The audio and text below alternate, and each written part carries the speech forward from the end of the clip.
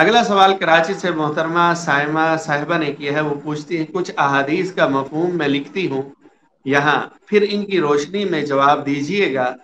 جو دنیا سے بے رغبتی اختیار کرے یا کم باتیں کرے اس کی صحبت اختیار کرو۔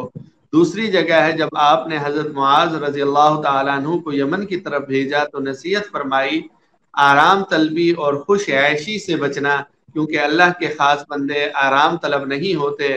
اب جیسا کہ ہم اپنے گھر میں آرام سے بیٹھے ہوتے ہیں، اے سی میں یا کہیں چلے جاتے ہیں، لوگوں میں دنیا کی باتیں بھی ہوتی ہیں، تو کیا ہم اللہ کے محبوب بندے نہیں ہوں گے؟ دیکھیں، کوشش کرنی چاہیے کہ فضول باتیں لغو باتیں نہ ہوں، اور آدمی ایسا آرام طلب بھی نہ ہو کہ کچھ تھوڑی سی مشقت آ جائے تو پریشان ہو جائے اور احکام شریعہ بھی فوت ہونے لگیں۔ اپنے آپ کو گھر کے کاموں میں، جو گھر میں بیٹھے رہتے ہیں تو بالکل بیٹھے نہ رہے نا، گھر کے کاموں میں حصہ لیں۔ اگر آپ کی بہو کام کر رہی ہے تو آپ کو اس کے ساتھ ہاتھ بٹانا چاہیے۔ آپ کی بیٹی کام کر رہی ہے تو اسے اکیلا چھوڑ دینا اور سارے کام اس سے کروانا یہ بھی ٹھیک نہیں ہے۔ کام کاج کرنا چاہیے گھر کا۔ تو بس خواتین کے لیے تو ظاہر ہے کہ باہر کی ذمہ داریاں نہیں، نہ گھر کی ذمہ داریاں۔ تو گھر کی ذمہ داریاں جو خاتون ادا کر رہی ہے اس کے بارے میں یہ نہیں کہا جا سکتا کہ وہ آرام طلب ہے۔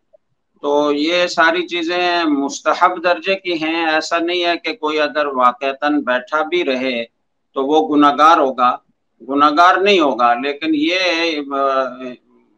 ایک مسلمان کو یہ تعلیم ہے کہ وہ اپنے آپ کو مشقت کا عادی بنائے، تاکہ جب کبھی کوئی مشقت کا وقت آئے تو اسے بہت زیادہ دقت نہ ہو اور وہ مشقت برداشت کر سکے۔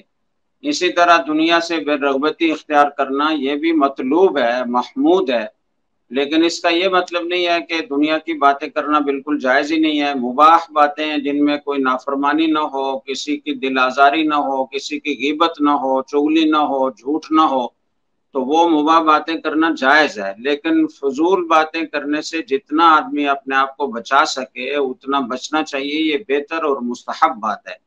تو مستحبات پر عمل کرنے کی کوشش کرنی چاہیے، لیکن کوئی مستحب اگر چھوٹ جائے تو اس کی وجہ سے پریشان بھی نہیں ہونا چاہیے کہ ہم اللہ کے محبوب نہیں ہیں۔ اللہ تعالیٰ کا محبوب بننے کے لیے فرائض واجبات کی تکمیل اور گناہوں سے بچنے کا اہتمام یہ کافی ہے۔